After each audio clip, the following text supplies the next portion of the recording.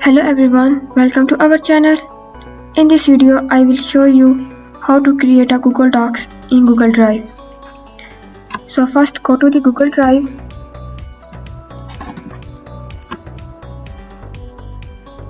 Next click on the new button. And select the Google Docs and choose the blank documents or from a template. Click on the blank documents.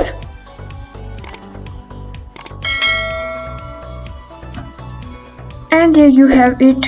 Your Google Drive is open and you can start working on it. Thanks for watching.